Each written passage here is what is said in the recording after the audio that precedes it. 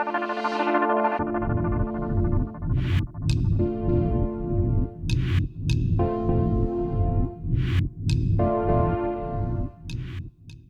everyone, we welcome you to the first series of Tax Mantra, where we would be making an endeavor of deliberating and discussing on the contemporary topics impacting the industry at large.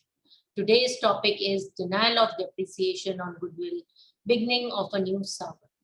Historically, in all business combinations like amalgamation, demerger, slum sale, the excess consideration over and above the net value of asset taken over is recorded as goodwill.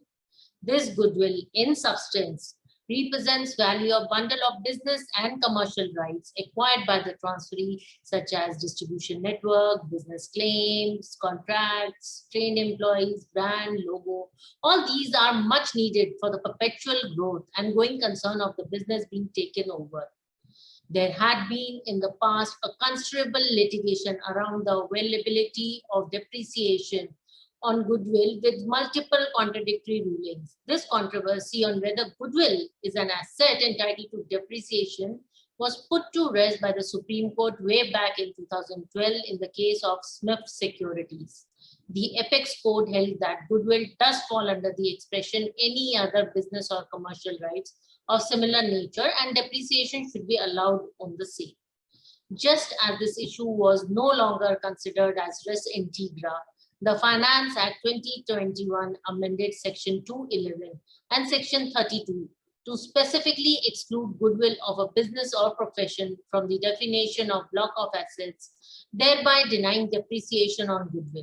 Even the value of the goodwill included in the written down value of the block of assets as on the first day of the previous year has been removed in view of the amendment introduced in Section 43(6) of the Act. These amendments have led to opening of a Pandora's box for litigation. By way of series of tax mantra, we would be deliberating on various issues which could be of importance to the industry. The first and foremost issue which comes to my mind, which I would like to put before Mr. Neeraj Jain, is, sir, what is goodwill on which depreciation is denied by the government? Is it defined anywhere? Under the Act, what can be subjected to tax is income.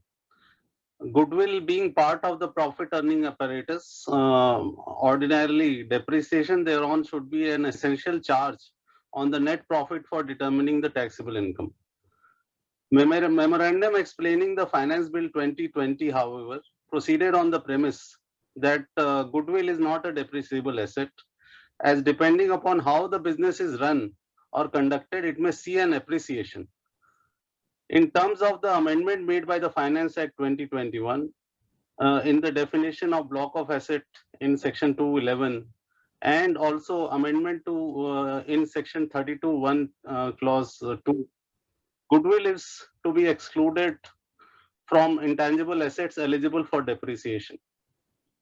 Therefore, pursuant to the amendment, while depreciation is to be denied on goodwill per se, depreciation would continue to be admissible on other item of intangible asset as mentioned in Section 32(1)(2), such as trademark, franchise, or any other business or commercial right of similar nature. Considering that hitherto, prior to amendment, depreciation was admissible on such on all such intangible assets, including goodwill, the taxpayer in the books of accounts and also for income tax purposes may not have bifurcated components of intangible asset acquired in the earlier years, but may have compendiously described them as goodwill. Goodwill, to answer your question, goodwill is not defined under the Act or rules. Courts too have expressed difficulty in giving a precise expression to this term. Supreme Court, in a case while dilating on what is goodwill, observed it is a thing very easy to describe, very difficult to define. It is the benefit and advantage of the good name, reputation, and connection of the business. It is the attractive force which brings in customers.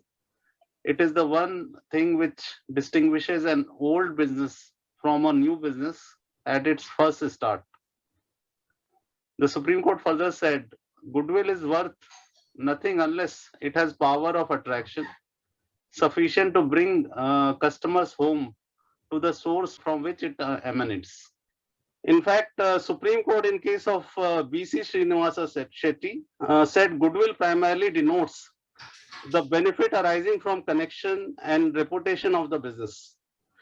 Therefore, goodwill can be said to be a component of the total value of the undertaking, which is attributable to its ability to earn profits over the course of the years because of its reputation, location, and other features. In fact, courts have in various cases, also while discussing the concept of goodwill, brought out the difference between goodwill and other business and commercial rights such as trademark, copyright, distribution network, etc., which in our opinion should continue to be depreciable even after the amendment. Now, pursuant to the above amendment, it would be incumbent upon the taxpayer to dissect the various components of intangible assets which have been included in goodwill. In other words, the taxpayer need to shift the grain from the shaft so as to claim depreciation on items of intangible assets such as customer list, business contracts, distribution network, franchise, trademark, trained manpower, etc., and so on. In that case, the next big issue which I would like Mr. Rohit Jain to answer for us is whether the prohibition with respect to availability of depreciation on goodwill would equally apply to other intangible assets such as distribution network, right of first refusal, business contracts, trade manpower, etc., acquired for payment in earlier years, those not separately shown and segregated, but compendiously described as goodwill. Basically, what I would like to ask you is, if goodwill is undisputedly nothing but a compendium of various intangible assets or rights, then whether depreciation can be denied on the entire compendium's whole despite depreciation being specifically allowable on some of the components of it? I think this is one of the most difficult question to answer, and at the same time a very interesting question for all lawyers like us.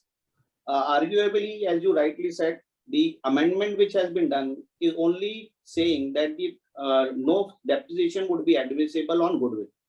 As Neeraj sir explained what goodwill actually means. Goodwill is actually nothing but a reputation which brings you higher profits. It is a compendious whole.